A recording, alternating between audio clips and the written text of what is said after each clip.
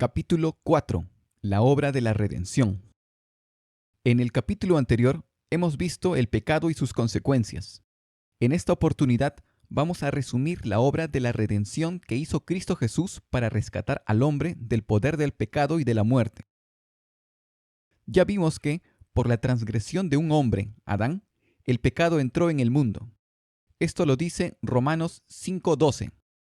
Por tanto, como el pecado entró en el mundo por un hombre, y por el pecado la muerte, así la muerte pasó a todos los hombres, por cuanto todos pecaron. La culpa es individual. El apóstol Pablo lo explica nuevamente en Romanos 7:9. Y yo, sin la ley, vivía en un tiempo, pero venido el mandamiento, el pecado revivió y yo morí. Pablo se identifica como vivo antes de cometer su primer pecado. No podría decir esto si creyera que el hombre ya nace automáticamente con la culpa, juicio y condena de muerte. Romanos 5:18 dice: Así que, como por la transgresión de uno vino la condenación a todos los hombres, es decir, como el pecado entró al mundo y toda la humanidad se enfrenta al pecado, y toda la humanidad decide someterse al pecado y todos mueren, de la misma manera, por la justicia de uno, vino a todos los hombres la justificación de vida. La obediencia de Jesucristo ha traído al mundo entero el regalo de la misericordia y la justificación, disponibles para todos los hombres sin excepción. El primer punto de esta clase es: el hombre es justificado por Dios. Filipenses 3:9 dice: No teniendo mi propia justicia, que es por la ley. Y aquí se está refiriendo a la justicia que el hombre intenta alcanzar por su propia cuenta, cuando trata de ser justificado por las obras de la ley, sino la que es por la fe de Cristo, la justicia que procede de Dios por la fe. La justicia procede de Dios y nos es ofrecida como regalo debido no a nuestras obras, sino a la obra de Cristo, a su obediencia y fidelidad. A continuación, Pablo nuevamente contrasta la ley y la justicia de Dios. En Romanos 3:21, pero ahora, aparte de la ley, se ha manifestado la justicia de Dios, testificada por la ley y por los profetas. Aquí aclara que el propósito de la ley era testificar, dar testimonio de la justicia de Dios. En el siguiente versículo dice: la justicia de Dios por medio de la fe en Jesucristo, para todos los que creen en Él. Igual que en Filipenses 3:9, aquí se indica que el regalo de la justicia proviene de Dios por medio de la fe en Jesucristo, para el que cree y no para el que obra. Romanos 4:5, al que no obra, sino cree en aquel que justifica al impío, su fe le es contada por justicia. Es Dios quien justifica al impío por medio de la fe en Jesucristo. Su fe se la cuenta por justicia. Y esta última parte la estamos resaltando porque en el siguiente versículo también es utilizada. Romanos 4:3. Porque, ¿qué dice la Escritura? Creyó Abraham a Dios y le fue contado por justicia. ¿Por qué no dice directamente le fue contado como justicia? ¿Por qué la traducción usa la palabra por? Para esto vamos a ir al idioma original. Y encontramos la preposición griega eis, que indica dirección, movimiento o entrada hacia algún lugar, o para indicar un propósito, un objetivo o resultado a alcanzar. Y por esto la traducción más exacta sería: le fue contado para justicia, le fue contado con el propósito de justicia o con miras a justicia. Por lo tanto, no significa que la fe de Abraham le fue considerada como si fuera justicia, sino que la fe de Abraham fue considerada o tenida en cuenta como suficiente, como el requisito válido para obtener justicia, para ser declarado justo por Dios. Pablo no está equiparando la fe con la justicia, sino la presenta como el medio para alcanzar la justicia. Entonces, ¿por qué está traducida en nuestra Biblia con la palabra por, que comúnmente nos lleva a entender que la fe fue considerada como justicia, cuando en realidad la traducción más precisa es para justicia? Resulta que en el español la preposición por es polisémica, quiere decir que tiene varios significados dependiendo del contexto. Por puede indicar una causa o motivo. Por ejemplo, si decimos ganó por esfuerzo, ese por indica la causa. También puede indicar una sustitución o comparación. Pero también puede indicar una finalidad, meta o propósito. Y por ejemplo, en lugar de decir vengo para obtener ayuda, decimos también vengo por ayuda. En cambio, en el griego utilizan diferentes palabras cuando quieren expresar cada uno de estos significados. Y en Romanos capítulo 4, versículos 3 y 5, lo que figura es eis, que expresa finalidad y resultado. Entonces, cuando Romanos 4:5 dice, su fe le es contada por justicia, lo que está indicando es el propósito o el objetivo para la cual su fe le ha sido considerada. Y el objetivo final es la justicia que procede de Dios por la fe. Acerca de esta justicia, dice Romanos 4:6, como también David habla de la bienaventuranza del hombre a quien Dios atribuye justicia sin obras. Este versículo nos cuenta cuál es el resultado de los versículos anteriores, donde la fe del creyente fue considerada para obtener la justicia que procede de Dios, y por eso dice que Dios atribuye justicia sin obras. Pablo está citando en el Antiguo Testamento el siguiente salmo de David. Salmos 32:2. Bienaventurado el hombre a quien Jehová no culpa de iniquidad y en cuyo espíritu no hay engaño. En esta traducción encontramos el verbo culpar, pero en hebreo el verbo que se utiliza es chazab y significa tomar en cuenta, atribuir, imputar, calcular, considerar o acreditar. Entonces está diciendo de forma literal que no tomará en cuenta o no imputará, no considerará la iniquidad. El apóstol Pablo cita este salmo enfatizando que Dios ya no considera la iniquidad porque ahora atribuye justicia a la cuenta del creyente. La justicia que proviene de Dios nos ha sido asignada o atribuida. Tanto el hebreo como en el griego, las palabras utilizadas expresan la idea de atribuir, imputar o contabilizar algo legalmente a la cuenta de alguien. Como resumen, la justificación del hombre no es mediante las obras de la ley, sino mediante la fe en Jesucristo. Y esta fe es considerada como válida para obtener justicia, una justicia que procede de Dios. Esto se resume en que Dios atribuye justicia al hombre sin obras.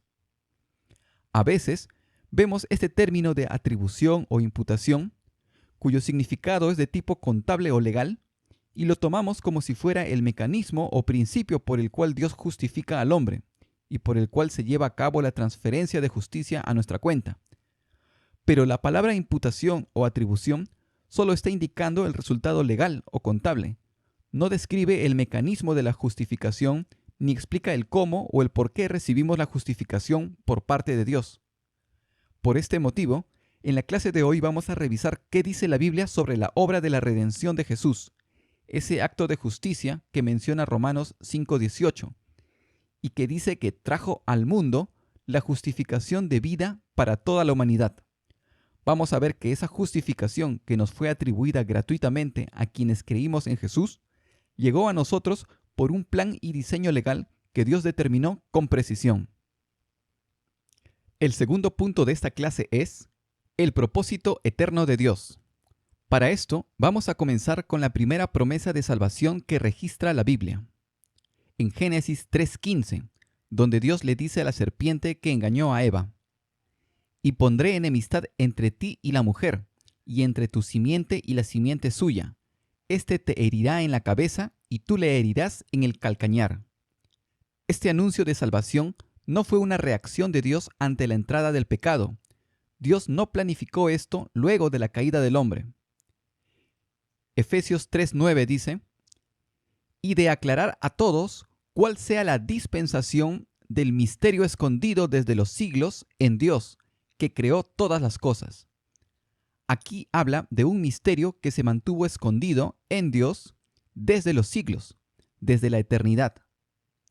Escondido debido a la dispensación o administración planificada por Dios para dar a conocer ciertas partes de su sabio plan de redención y mantener escondidas otras partes de su sabiduría, para que, llegado el tiempo determinado, el misterio escondido sea dado a conocer. Efesios 3:10 dice, para que la multiforme sabiduría de Dios sea ahora dada a conocer, por medio de la Iglesia, a los principados y potestades en los lugares celestiales, conforme al propósito eterno que hizo en Cristo Jesús nuestro Señor. Pablo está diciendo que Dios ya tenía un propósito eterno y había sido ejecutado, realizado en Cristo desde siempre, pero se mantuvo oculto por un gran tiempo. Entonces, tenemos un misterio escondido desde los siglos en Dios. ¿Y cuál es? Los versículos anteriores indican que es que los gentiles son coherederos y miembros del mismo cuerpo, coherederos de la salvación. Y esto según o conforme al propósito eterno que realizó Dios en Cristo Jesús. ¿Cuál fue este propósito? ¿O qué es lo que se propuso Dios? Los versículos anteriores nos indican que fue el de reconciliar a los hombres mediante la cruz y salvarlos por medio de la fe en Jesucristo. Recordando entonces este propósito eterno cumplido en Cristo, leemos Efesios 1:9, dándonos a conocer el misterio de su voluntad, según el beneplácito, el cual se había propuesto en sí mismo. Una aclaración pequeña. Aquí no debe traducirse se había propuesto en sí mismo, porque en el griego no aparece la forma reflexiva, sino una palabra que refiere a una tercera persona. Algunas Biblias traducen propuesto en sí mismo, mientras que otras versiones traducen propuesto en él, que sería más exacto, o propuesto en Cristo. Así que el propósito del Padre estuvo en Cristo, como la persona que daría cumplimiento a su plan, a su voluntad. ¿Y cuál fue? Ya lo vimos, que judíos y gentiles sean salvos por la fe en Jesucristo. Y a continuación nos va a decir por qué incluso los gentiles reciben la salvación, algo que hasta ese momento parecía que solo correspondía a los judíos, porque el misterio estaba escondido. Efesios 1:10 dice, de reunir todas las cosas en Cristo, en la dispensación del cumplimiento de los tiempos, así las que están en los cielos como las que están en la tierra. Ahora, esta traducción utiliza la palabra reunir, y creo que se pierde mucha información porque en el griego original la palabra que se utiliza es esta que aparece aquí. Y cuando analizamos sus partes, las secciones azul y verde se traducen como poner como cabeza. Pero además hay un prefijo al inicio, marcado en rojo. Este prefijo indica repetición, intensificación o restauración. Entonces, cuando dice reunir todas las cosas en Cristo, está diciendo volver a poner todas las cosas bajo Cristo como cabeza, no como una simple repetición, sino en una restauración. El plan de Dios, su voluntad, administrada como un misterio oculto, su propósito al crear los cielos y la tierra ya estaba establecido en la eternidad, y era que, llegado el cumplimiento de los tiempos, toda la creación fuera redimida por su cabeza, Jesús. Toda la creación incluye no solo a judíos y gentiles, porque Cristo es puesto como cabeza de cielo y tierra. Y es por esto que Colosenses 1:20 dice, y por medio de él reconciliar consigo todas las cosas, así las que están en la tierra como las que están en los cielos, haciendo la paz mediante la sangre de su cruz. Esta siempre fue la voluntad de Dios. Entonces, la caída del hombre y de toda la creación a causa del pecado no fue un error de cálculo, sino un evento previsto y solucionado de antemano. Pero esta revelación no fue dada a conocer de forma pública, sino que estuvo escondida de los principados y potestades, para poder ser ejecutada en el tiempo oportuno, llegado el cumplimiento de los tiempos, pues su propósito siempre fue volver a reunir todo en Cristo Jesús. Salmo 33:6. Por la palabra de Jehová fueron hechos los cielos, y todo el ejército de ellos por el aliento de su boca. Este es uno de los versículos donde se encontraba escondido el misterio de su voluntad.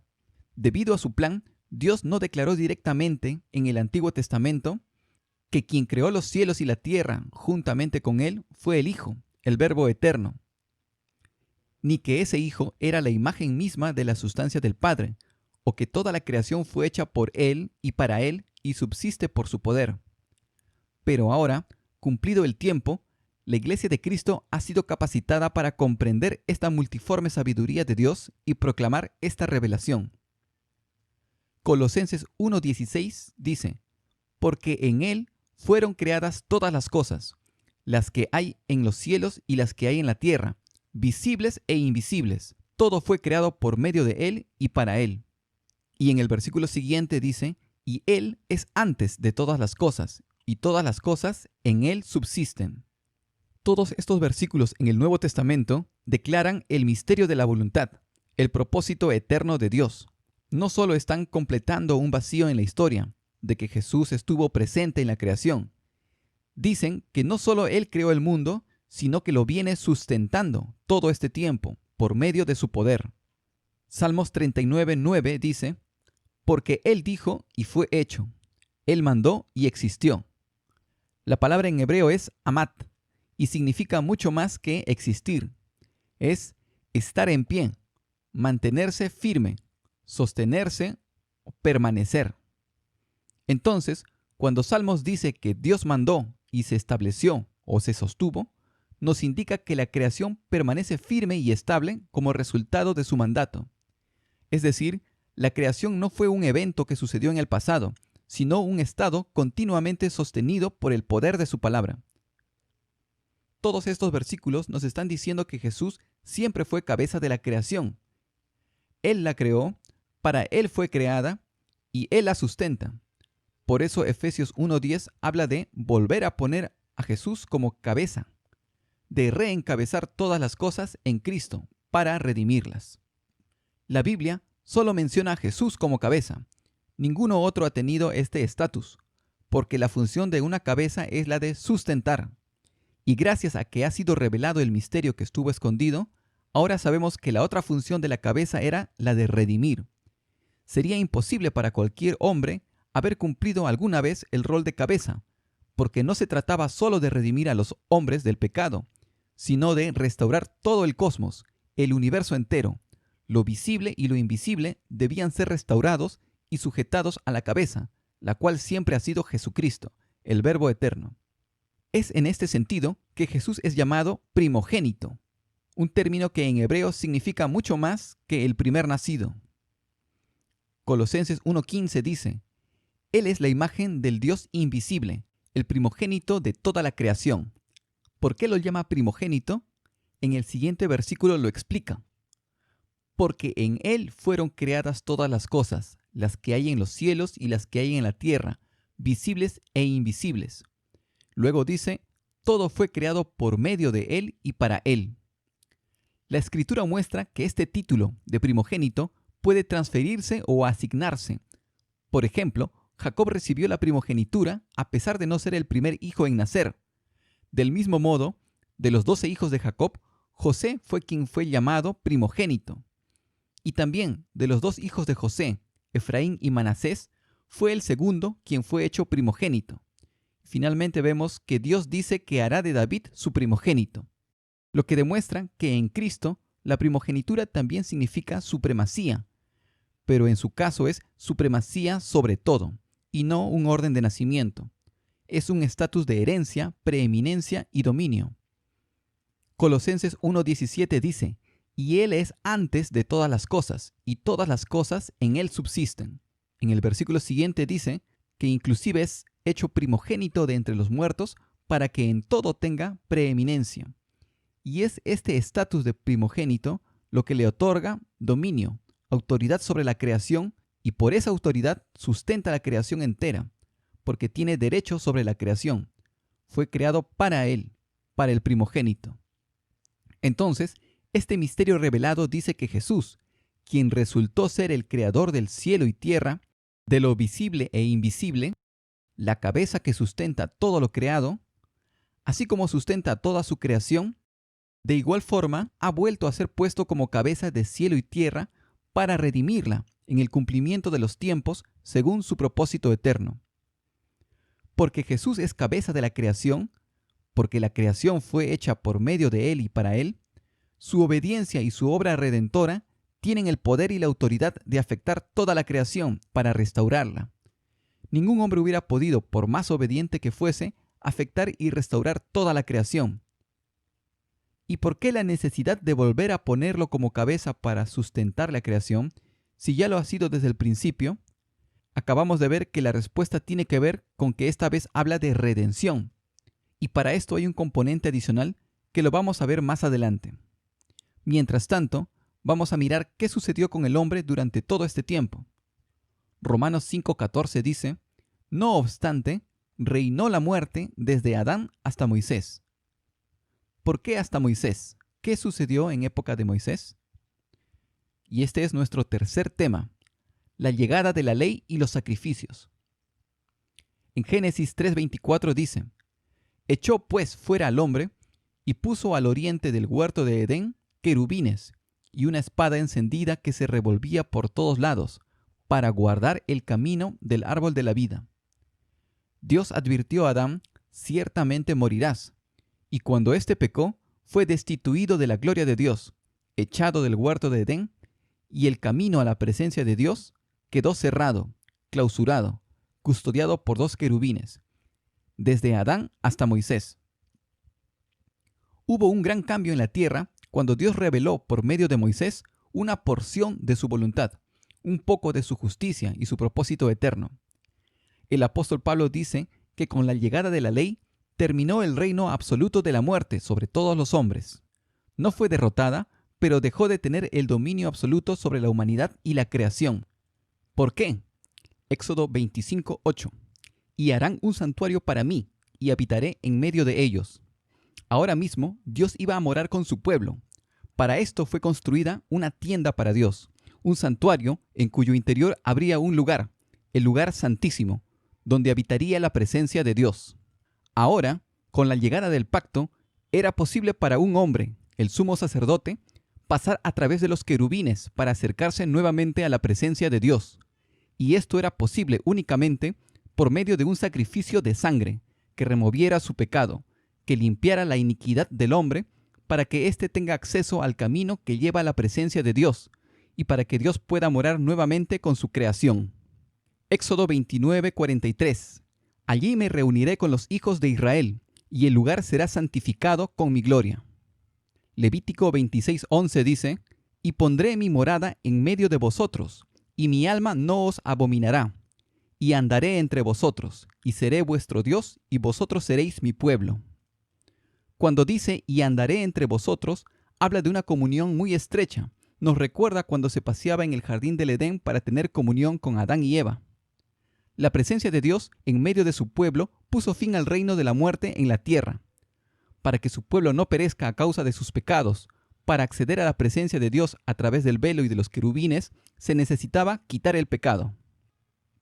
La sangre para expiación por el pecado. Levítico 17:11 dice: porque la vida de la carne en la sangre está, y yo os la he dado para hacer expiación sobre el altar por vuestras almas, y la misma sangre hará expiación de la persona. Levítico 16:30 dice: porque en este día se hará expiación por vosotros para purificaros, y seréis limpios de todos vuestros pecados delante de Jehová. He añadido aquí entre paréntesis una parte que faltaba de la traducción original. Entonces, Dios proveyó al hombre de un medio o mecanismo para la expiación del pecado. La ley por la cual Dios reveló su voluntad establecía un sistema completo de actividades, un ministerio que permitía, mediante la sangre de los sacrificios, limpiar el pecado del hombre. El efecto era real, no era una puesta en escena. No vamos a detenernos mucho en este tema, ya que hay un curso que actualmente está tratando este tema en detalle, la sangre de Jesús. Así que solo vamos a revisar esta palabra expiación. Y en hebreo la palabra es kapar y significa cubrir, expiar, reconciliar. En cuanto a su significado como expiación, significa neutralizar, quitar, limpiar el pecado. Es decir, trata sobre la relación entre el hombre y el pecado. Y en el caso de su significado como propiciación, está hablando de la relación del hombre con Dios, y corresponde al acto de apaciguar la ira de Dios y restaurar el favor ante Él, mediante un sacrificio propicio. Esta palabra kapar incluye ambos conceptos, el de expiación y propiciación. Levítico 4:20 dice: lo mismo hará de él, Así hará el sacerdote expiación por ellos y obtendrán perdón. En Salmos 85 vemos los resultados de la expiación en el hombre. Versículo 1. Fuiste propicio a tu tierra, oh Jehová, volviste la cautividad de Jacob. Perdonaste la iniquidad de tu pueblo, todos los pecados de ellos cubriste. Reprimiste todo tu enojo, te apartaste del ardor de tu ira. Pero vemos que no solo los hombres reciben expiación del pecado. En Éxodo 29:36 dice: Y purificarás el altar cuando hagas expiación por él, y lo ungirás para santificarlo. Por 7 días harás expiación por el altar, y lo santificarás, y será un altar santísimo. Cualquier cosa que tocare el altar será santificada. Luego, vemos muchos ejemplos de objetos que también son purificados por expiación. El santuario, en Levítico 16:16, dice: Así purificará el santuario a causa de las impurezas de los hijos de Israel. Y esta palabra purificará está resaltada porque en el idioma hebreo está usando la palabra expiación. Dice exactamente: y hará expiación sobre el santuario. Del mismo modo, el tabernáculo de reunión, el cual reside entre ellos en medio de sus impurezas. También vemos el altar de los holocaustos, en Levítico 16:18, que dice: Y saldrá al altar que está delante de Jehová, y lo expiará, y tomará de la sangre del becerro y de la sangre del macho cabrío, y la pondrá sobre los cuernos del altar alrededor. Es decir, no solo el hombre necesitaba expiación. Aquí vemos muchos objetos que eran utilizados en el santuario que requerían la expiación del pecado del hombre. También vemos vestiduras, utensilios e incluso alimentos ofrecidos como sacrificios que eran santificados y purificados. Levítico 8:30 dice: Y santificó a Aarón y sus vestiduras.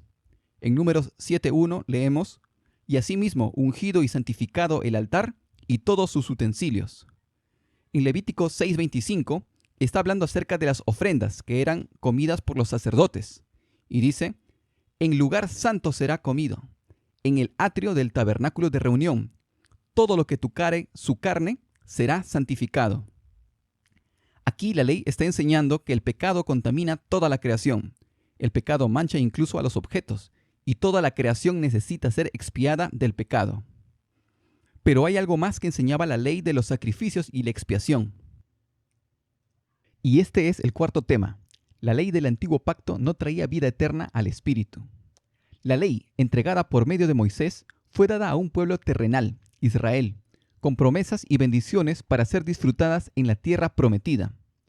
Deuteronomio 28:1 dice: Acontecerá que si oyeres atentamente la voz de Jehová tu Dios para guardar y poner por obra todos sus mandamientos, Jehová te exaltará sobre todas las naciones de la tierra.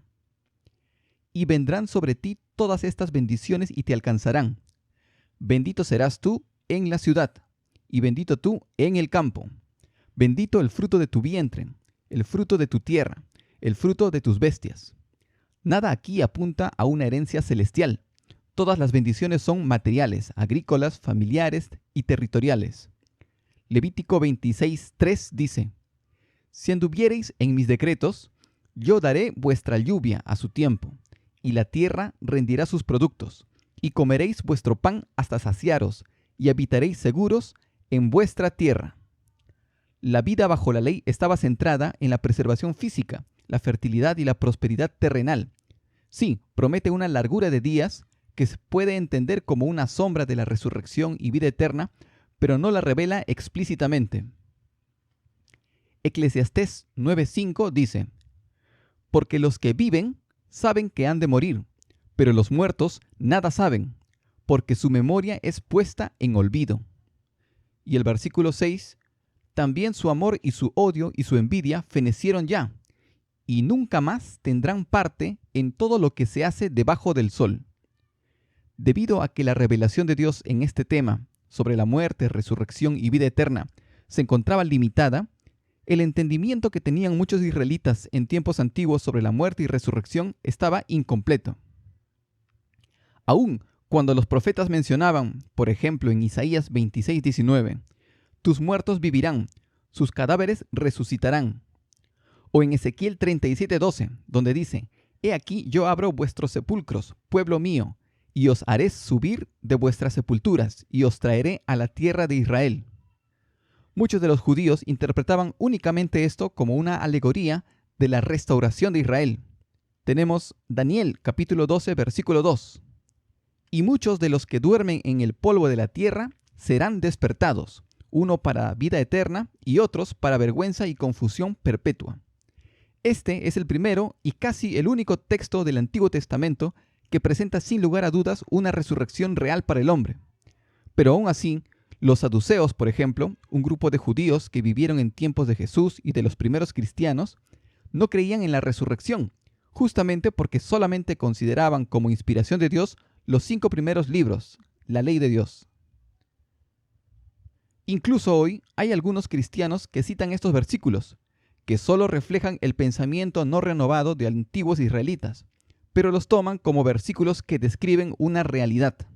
Pero es debido a que la ley no tenía el propósito de traer vida eterna al hombre, que no desarrollaba a profundidad ni de forma explícita la realidad sobre estos temas. Esto no quiere decir que era imposible entender la verdadera dimensión de la muerte y entender la promesa de la resurrección. Cuando vino Jesús a la tierra, lo demostró, citando únicamente la ley de Moisés. En Mateo 22:31 dice: Pero respecto a la resurrección de los muertos, ¿no habéis leído lo que os fue dicho por Dios cuando dijo: Yo soy el Dios de Abraham, el Dios de Isaac y el Dios de Jacob? Dios no es Dios de muertos, sino de vivos. Es decir, la muerte terrenal no era el fin de la relación de Dios con el hombre. La muerte no detenía la conciencia ni la voluntad del hombre, ni se perdía la relación activa con Dios. Luego, Jesús nos cuenta la historia del rico y Lázaro. En Lucas 16:23 leemos: Y en el Hades alzó sus ojos, estando en tormentos, y vio de lejos a Abraham y a Lázaro en su seno. Luego, en el versículo 26 leemos que Abraham le dice a este rico: Además de todo esto, una gran cisma está puesta entre nosotros y vosotros, de manera que los que quisieren pasar de aquí a vosotros no pueden, ni de allá pasar acá. Jesús mostró aquí que la conciencia del hombre y su voluntad permanecen activas luego de morir. Además que en este Seol existían regiones separadas, unos para los justos y otra para los malos, y todos estos conceptos ya eran conocidos por los judíos de la época de Jesús, a pesar de, como venimos diciendo, que la ley de Moisés no lo decía de forma directa. Segunda de Timoteo 1:10 dice, hablando de Jesús: y sacó a la luz la vida y la inmortalidad. Y es que Cristo vino con el propósito de revelar y otorgar completamente esa vida incorruptible que estaba en el plan de Dios, pero permanecía oculta, escondida. Antes de Cristo, la vida e inmortalidad estaban veladas, pero fueron reveladas y confirmadas por su predicación y su resurrección. Jesús vino para revelar ese propósito oculto en la ley. Mateo 5:17 dice: No penséis que he venido para abrogar la ley o los profetas. No he venido para abrogar, sino para cumplir. Aquí Jesús está mencionando 2 dimensiones que tenía la ley entregada al pueblo de Israel. En la primera mitad vemos la ley como los mandamientos o requisitos literales que exigía esta ley para que el hombre sea santo y se acerque a Dios. Pero en la parte final se está refiriendo al propósito eterno, del cual la ley era un testigo. Exactamente esto que dijo Jesús es repetido por el apóstol Pablo en Romanos 8:3. Porque lo que era imposible para la ley, por cuanto era débil por la carne, Dios, enviando a su Hijo en semejanza de carne de pecado, y a causa del pecado, condenó al pecado en la carne. El objetivo final era destruir el poder y la influencia del pecado sobre el hombre, pero la ley no podía conseguirlo, porque el hombre carnal no era capaz de mantenerse cumpliendo la ley, de vivir por ella.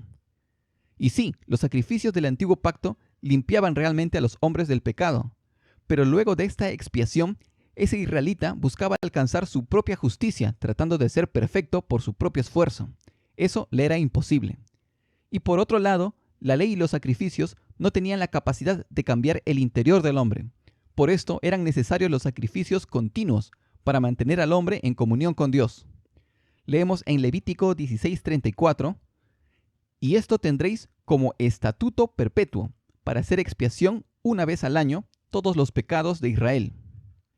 Y en Hebreos capítulo 10 versículo 1 dice: porque la ley, teniendo la sombra de los bienes venideros, no la imagen misma de las cosas, nunca puede, por los mismos sacrificios que se ofrecen continuamente cada año, hacer perfectos a los que se acercan.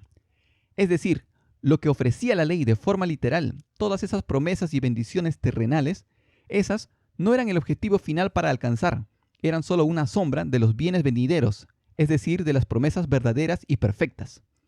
Dice además que la ley no podía hacer perfecto al hombre.